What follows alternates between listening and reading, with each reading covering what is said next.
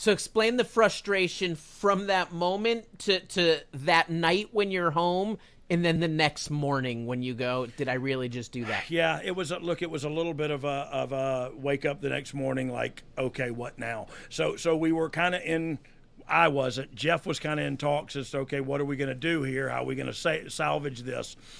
They obviously didn't answer anything, and in that period of time, Bill Watts came in for just a moment to like do like Jim Ross's old job or whatever, talent relations, and Bill was a no nonsense guy, and he said they walked out, screw them, we ain't bringing them back, blah blah blah, but so he was there for a while. We weren't going back while he was there, that's for sure. And I, that's right. Jeff was very professional. I was unprofessional. I just walked out on him for no reason and didn't say anything. Jeff had been talking with them for weeks about all this and kind of knew, hey, this is where I draw the line.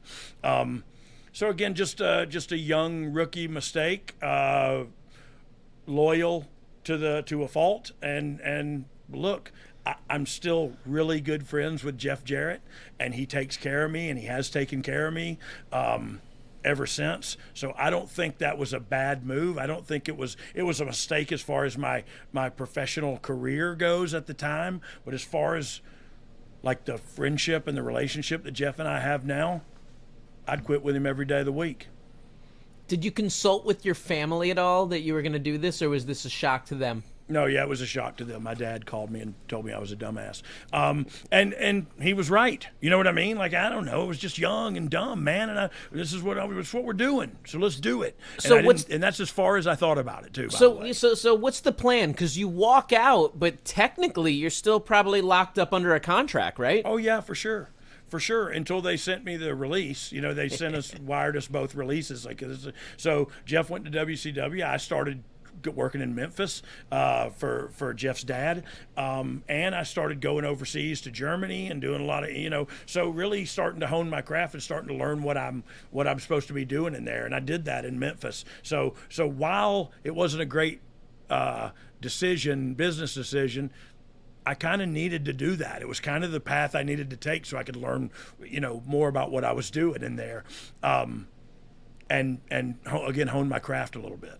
You brought up the hot tub earlier in the show. Bruce Pritchard has told the story that Jerry Lawler flagged him down on the road after the show, and that Lawler had heard from Jerry Jarrett that you guys were all just drinking wine in the hot tub, and that you and Jeff were going to head to WCW. What do you know about all this? That was the rumor. Well, look, that's exactly what happened. We went right to Jeff's dad's house, and sat in that hot tub and got screwed up.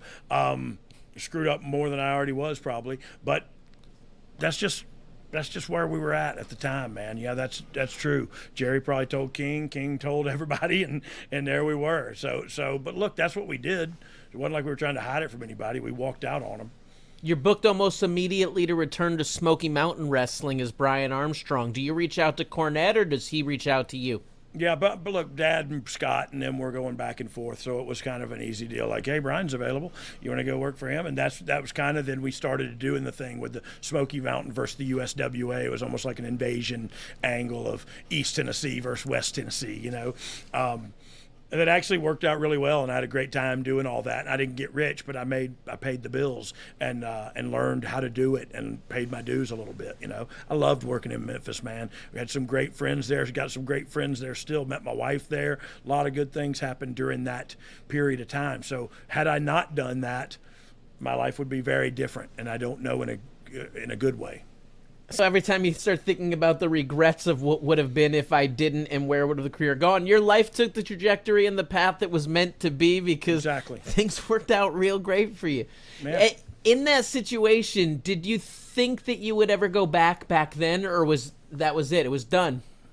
Yeah, look, I kind of thought it was done, because I thought, well, there's a bridge burnt, but I'll work for WCW then. You know what I mean? Like, I just kind of thought, oh, well, I'll go down there, and that opportunity never came about.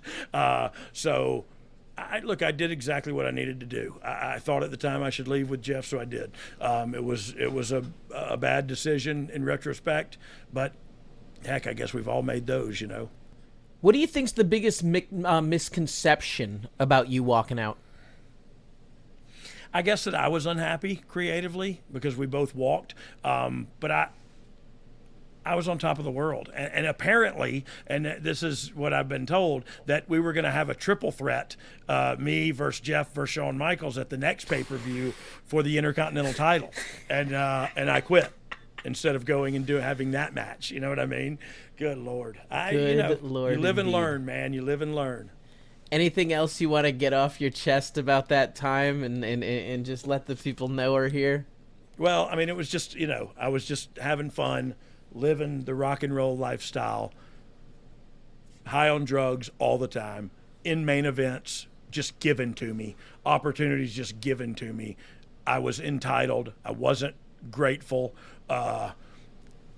And so, I would just say, like, try to live in the moment and try to be thankful for the opportunities that are given to you every day if we look for them. And so I just had to kind of change my perspective, and that's what happened when I got sober, was like the glass is not half empty anymore. It's half full now. To change my perspective. How do I look at things? I don't look at things so negatively anymore. It's okay, everything's going to be okay. Even if it doesn't turn out perfect or how I want it to, everything's still going to be okay. And especially, this was wrestling.